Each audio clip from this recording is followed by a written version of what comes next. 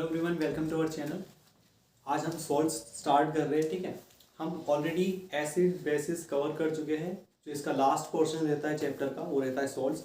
तो आज हम सॉल्ट्स की स्टडी करेंगे। ठीक है, सबसे पहले जानेंगे कि सॉल्ट्स क्या होते हैं। ठीक है ना, डेफिनेशन, एग्जाम्पल्स। उसके बाद हम क्लासिफिकेशन पर आएंगे सॉल्ट्स के। ठीक है ना, क्लासिफिकेशन मेनली हम करेंगे on the basis of family कि कोई सॉल्ट किस फैमिली से बिलोंग करता है। ठीक है, फिर on the basis of pH values.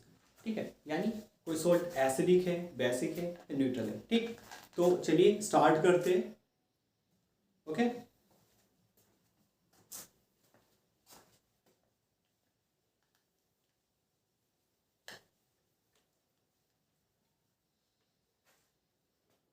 तो सॉल्ट होता क्या है। ठीक है, तो सबसे पहले यही पढ़ना है। तो सॉल्ट क्या होता है? कोई भी आयनिक कंपाउंड। ठीक है, क्या होता है सॉल्ट? Ionic compound. ठीक, मतलब इसमें आयन्स होंगे, नेगेटिव पॉजिटिव। ठीक, यानी जो सॉल्ट होगा वो कैसा होगा? Ionic compound.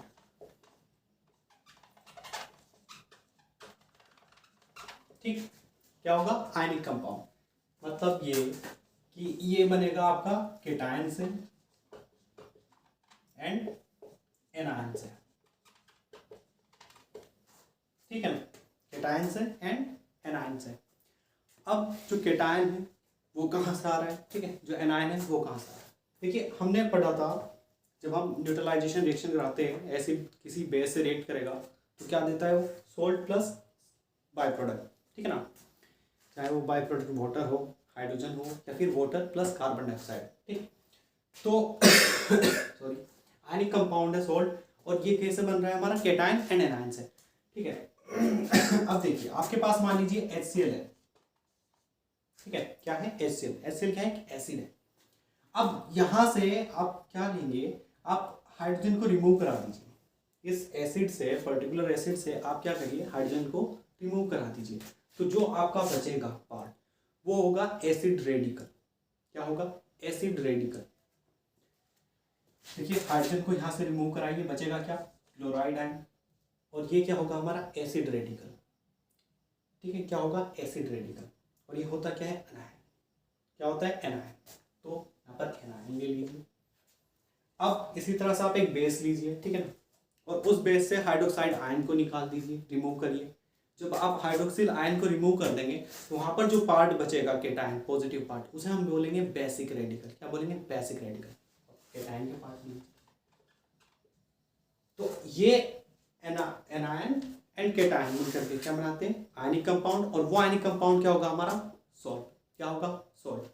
अब ये जो सॉल्ट होते हैं, क्योंकि ये आयनिक है, आयंस में ब्रेक हो जाते हैं किसी भी सॉल्यूशन में डालेंगे तो। ठीक है, तो जब आयंस में ब्रेक हो जाते हैं कोई सॉल्यूशन में, यानी वाटर में डालने के बाद, तो ये क्या करेंगे? हमारे कंडक्ट करेंगे इलेक्ट्रिसिटी को। क्या करेंगे? कंडक्ट करेंगे इलेक्ट्रिसिटी को। तो समझ आया? सॉल्ट क्या होता है? Ionic compound. ठीक है, केटायन एंड एनायन मिलकर के क्या बनाएंगे? हमारा सॉल्ट। ठीक है, अब केटायन कहाँ से आ रहा है, एनायन कहाँ से आ रहा है, ये हम बता ही चुके हैं। एनायन एसिडिक पार्ट से आ रहा है, एसिड रेडिकल। केटायन कहाँ से आ रहा है? बेसिक पार्ट से, बेसिक रेडिकल। ठीक है, तो अभी मैं एसिड रेडिकल और बेसिक रेडिकल और बता देता हूँ। बहरहाल सोल्ट समझ में आया, आयनिक कंपाउंड होता है, कंडक्ट करता है इलेक्ट्रिसिटी। ठीक, देखिए अब एसिड रेडिकल बेसिक रेडिकल क्या होता है।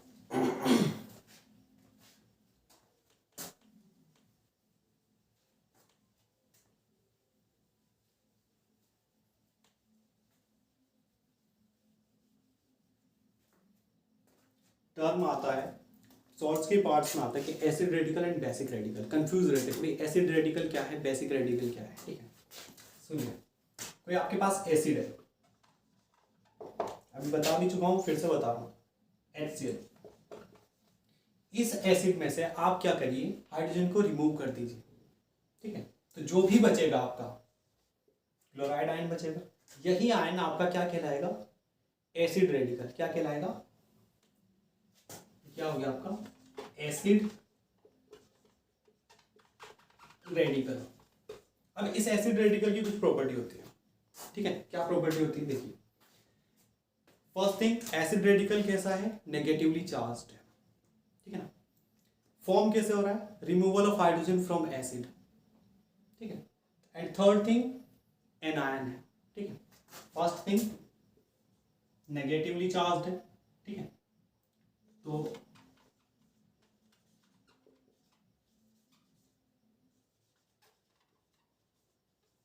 Negatively charge. Second thing anion है भाई, नेगेटिवली चार्ज स्पीसी एनायन ही कहलाती है। Third thing removal of hydrogen from acid, तब फॉर्म हो रहा है। तो फॉर्म कैसा हो रहा है, क्या कर रहे हैं हम, रिमूव कर रहे हैं हाइड्रोजन को by removal of hydrogen ion from acid. तो आपको एसिड रेडिकल भी समझ आया होगा, ठीक है। और एसिड रेडिकल का कौन सा पार्ट लेते हैं हम, एसिड रेडिकल लेते हैं, ठीक है ना, कहाँ से, एसिड से। और फिर बेसिक रेडिकल लेते हैं कहाँ से, बेस से। दोनों को कंबाइन कर देते, क्या बन जाता है, सोल्ट। सोल्ट कैसा है, आयनिक कंपाउंड। तो एसिड रेडिकल समझ है। अब देखते हैं बेसिक रेडिकल।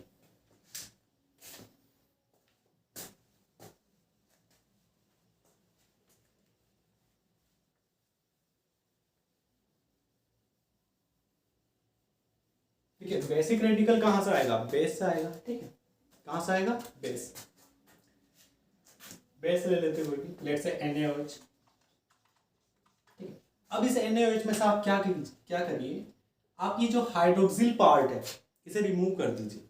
जो आपका बचेगा वो बचेगा सोडियम पॉजिटिव, ठीक है, सोडियम कैटायन, ठीक है। क्या बचेगा, Na पॉजिटिव। तो ये आपका क्या होगा, बेसिक रेडिकल। क्या होगा, बेसिक रेडिकल, ठीक। अब बेसिक रेडिकल की क्या खासियत है, ठीक है। क्या दिख रहा है, सबसे पहली बात पॉजिटिवली चार्ज है, ठीक। सेकेंड थिंग हाइड्रोक्सिल पार्ट को रिमूव करके बन रहा है कहाँ से, बेस से। और आप इसे कैटायन तो बोलेंगे ऑब्वियसली, पॉजिटिवली चार्ज है, तो लिखिए आप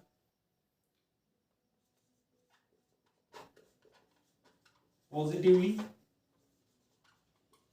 चार्ज्ड, ठीक है। और क्या है ये, कैटायन। कैसे बन रहा है, by the removal of hydroxyl ion from base, by removal of hydroxyl ion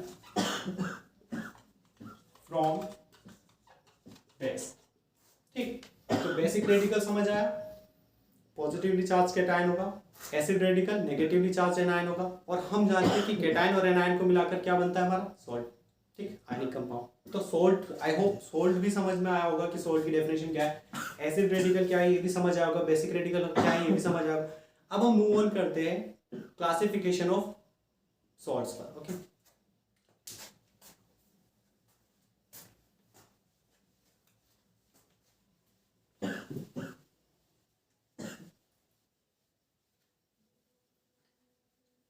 चलिए क्या करते हैं हम, क्लासिफिकेशन ऑफ सॉल्ट्स, ठीक।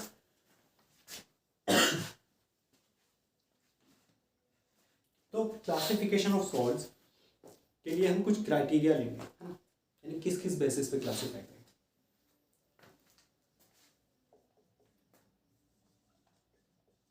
क्लासिफिकेशन ऑफ सॉल्ट्स, क्या कर रहे हैं हम लोग, क्लासिफाई कर रहे हैं किसको, सॉल्ट्स को। तो किस किस क्राइटेरिया के बेसिस पर कर रहे हैं, देखिए। फर्स्ट करेंगे हम on the basis of family of salts, on the basis of family of salts, on the basis of family of salts. Second on pH basis, ठीक है ना, मतलब पीएच देखकर किसी भी सॉल्ट की सॉल्यूशन की पीएच देखेंगे, ठीक है, उसके बेसिस पर क्लासिफाई करेंगे हम सॉल्ट्स को।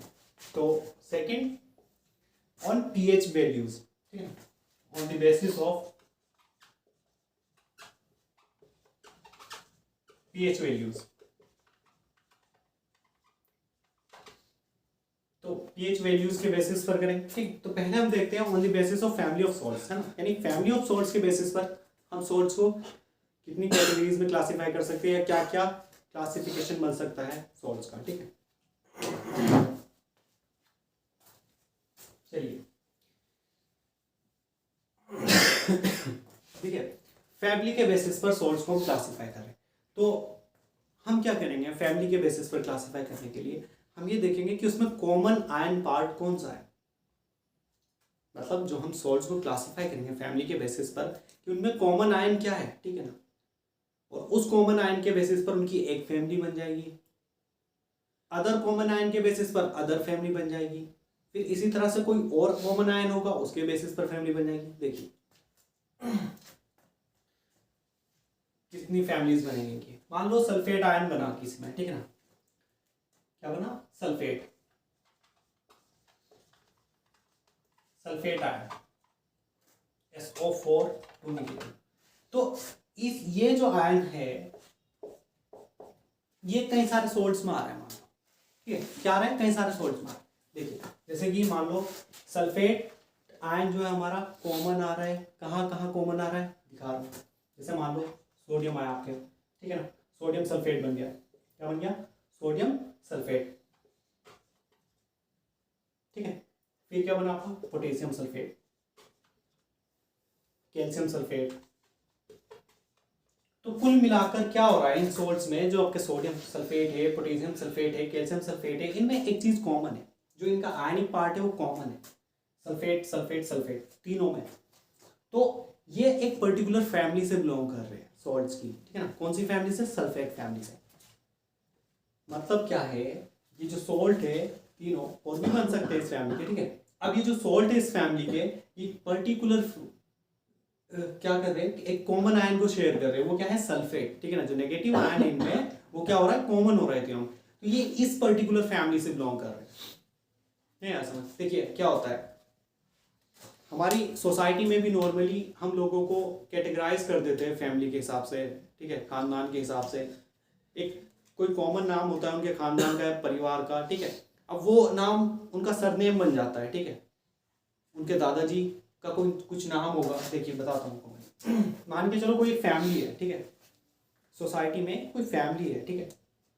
तो उनमें से जो उनके दादाजी है उनका कुछ नाम होगा, XYZ कुछ भी, और उनकी फैमिली का कुछ सरनेम होगा जो वो लगाते होंगे Y।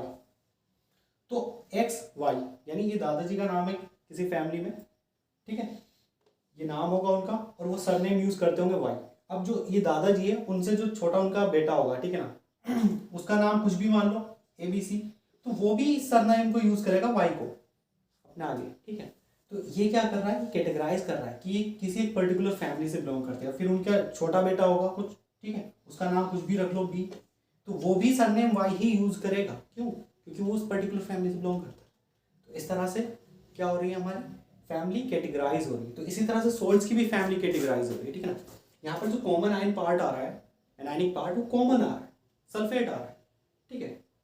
तो ये क्या होगी, पर्टिकुलर एक फैमिली से बिलोंग करेंगे सॉल्ट्स, जैसे कि सल्फेट फैमिली। इस तरह से और भी अदर कैटेगरी कर सकते हैं हम फैमिलीज की सॉल्ट्स में। तो सल्फेट आयन हो गया, ठीक है। इस तरह से सिमिलरली हमारा क्या बन सकता है, कार्बोनेट फैमिली आ सकती है, कार्बोनेट आयन जहां पर कॉमन होगा,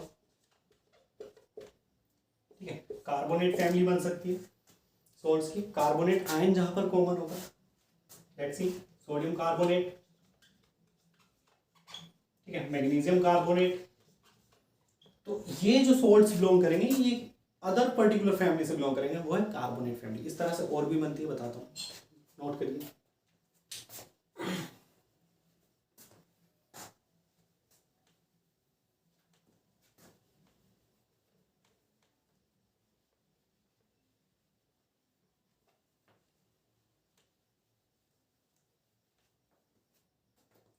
नाइट्रेट फैमिली,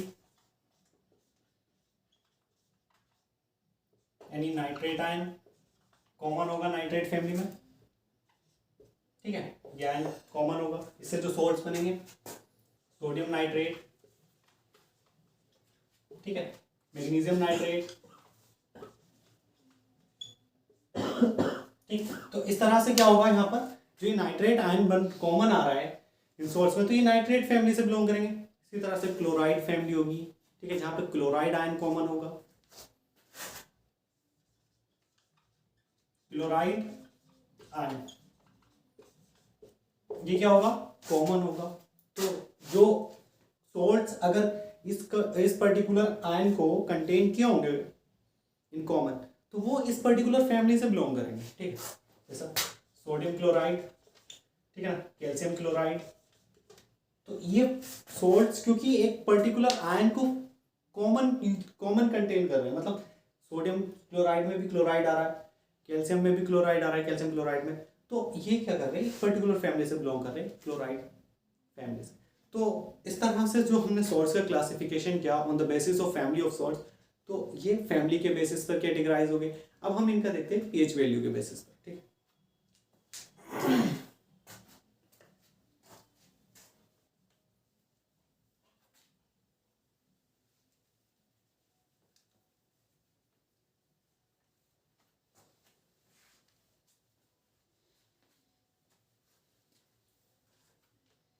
ठीक है, ऑन द बेसिस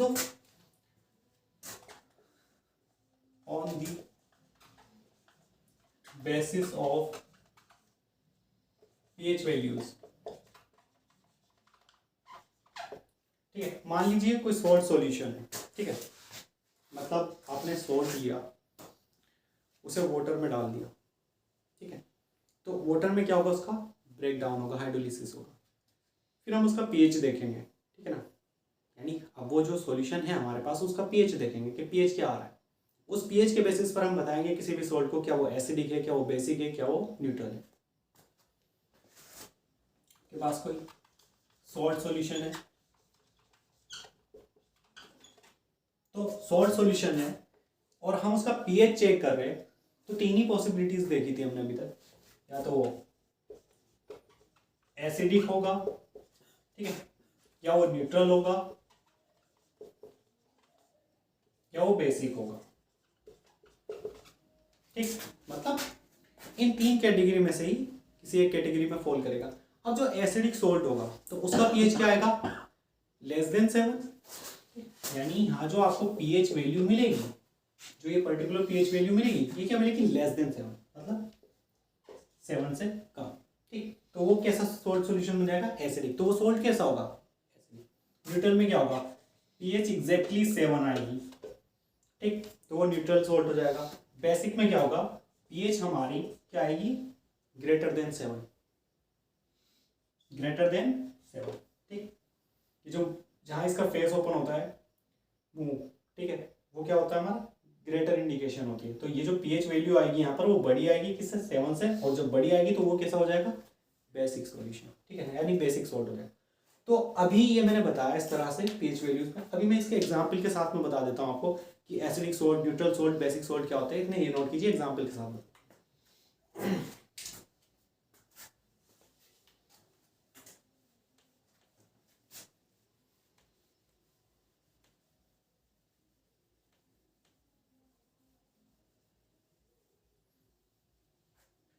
और हाँ, एक चीज और कि ये सोल्ट इस तरह से बन ही क्यों रहा है, कि भाई acidic salt, basic salt, neutral salt बन ही क्यों रहा है। हम तो जानते हैं कि भाई एक एसिड बेस से रिएक्ट करेगा तो वो सोल्ट प्लस वाटर देगा, और जो सोल्ट होगा हमारा वो न्यूट्रल होना चाहिए। क्यों, क्योंकि एसिड बेस से रिएक्ट कर रहा है, एसिड बेस से रिएक्ट कर रहा है, तो एसिड बेस रिएक्शन में क्या होना चाहिए, न्यूट्रलाइजेशन होना चाहिए। भाई एसिड बेस को न्यूट्रल कर देना चाहिए, या बेस एसिड को न्यूट्रल कर देना चाहिए।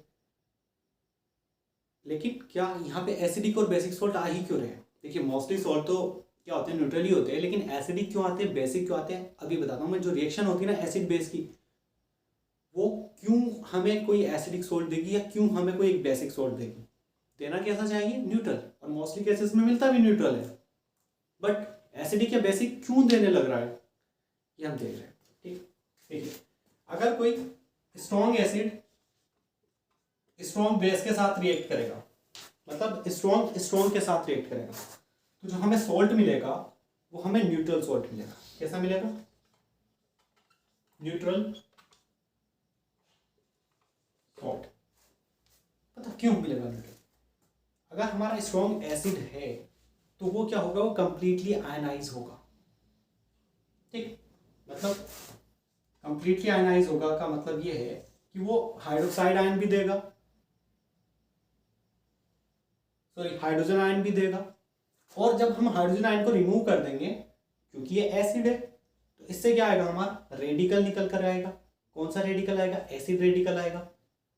एग्जाम्पल के फॉर एग्जाम्पल मैं HCl ले लेता हूँ।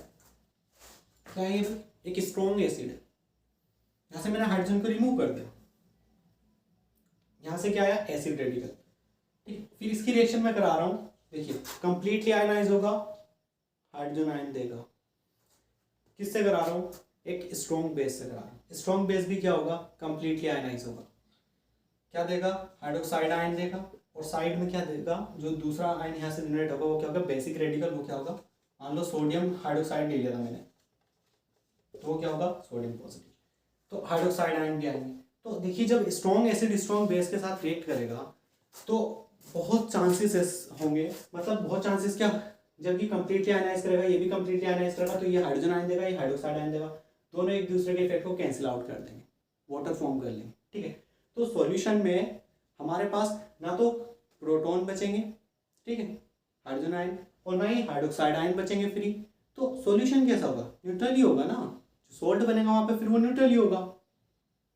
ये दोनों आपस में कंबाइन कर लेंगे, बेसिक रेडिकल और एसिडिक रेडिकल, NaCl बनाएंगे, सॉरी यस NaCl सॉल्ट बनाएंगे, कैसा बनेगा? न्यूट्रल। और इन दोनों का इफेक्ट तो कैंसिल आउट हो गया, ना बेसिक इफेक्ट रहा ना एसिडिक इफेक्ट। क्यों? क्योंकि ये भी स्ट्रॉन्ग है भाई, ये भी कंप्लीटली आयनाइज हो रहा है। हाइड्रोजन आयन अगर दे रहा है, सारे दे रहा है, ये भी हाइड्रोक्साइड आयन सारे दे रहा है। मतलब ऐसा नहीं है कि कोई भी इनमें से वीक हो। ठीक, अभी वाले केस बताऊँ ना तब पता लगेगा। अगर मैं यहाँ पे वीक बेस ले लेता ना, तो ये जो हाइड्रोक्साइड आयन होते हैं ना, ये कम होते फिर उस सिचुएशन में।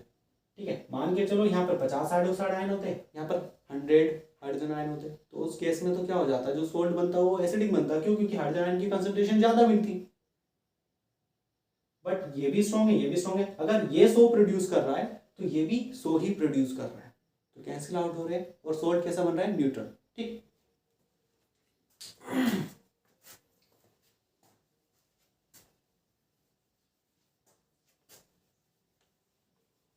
सेकंड केस, कोई वीक एसिड है और वो वीक ही बेस के साथ रिएक्ट करे, उस सिचुएशन में भी हमारा जो सोल्ट होगा वो न्यूट्रल ही होगा।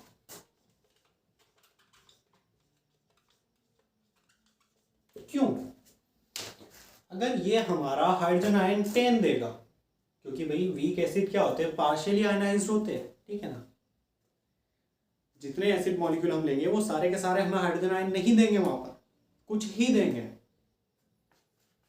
और फिर अगर मैं रिएक्शन कराऊं उसकी वीक बेस से, तो वीक बेस भी पार्शियली आयनाइज्ड होंगे, वो भी कुछ ही हाइड्रोक्साइड आयन देंगे। तो जो कुछ यानी वेरी फ्यू बन रहे हैं वो इन वाले वेरी फ्यू से मिलकर के वाटर फॉर्म कर लेंगे या फिर न्यूट्रलाइज कर देंगे एक दूसरे को।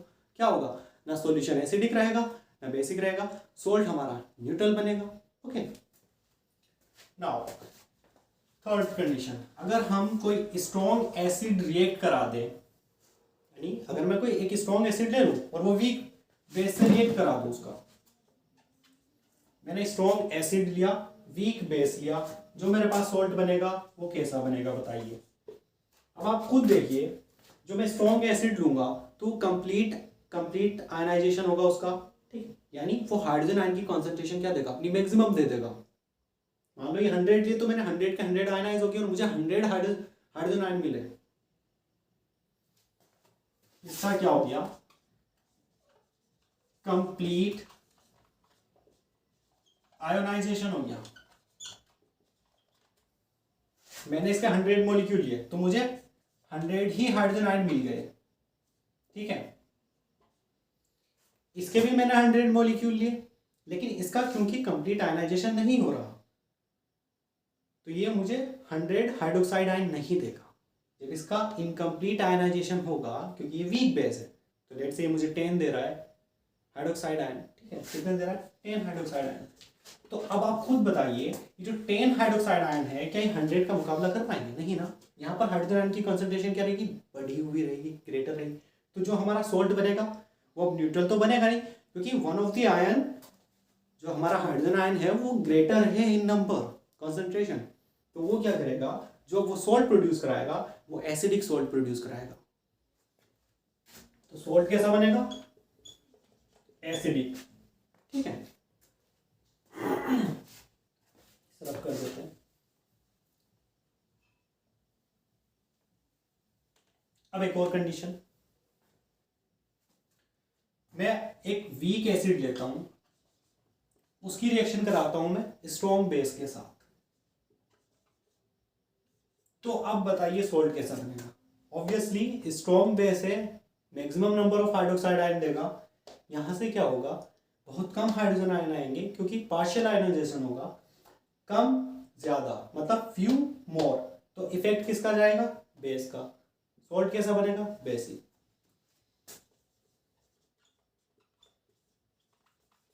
ठीक, तो ये समझ आए होंगे।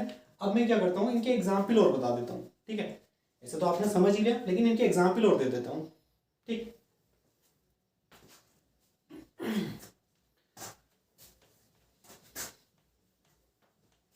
नोट कर लिया करो पॉज करके। ठीक है, रादर टेक अ स्क्रीनशॉट।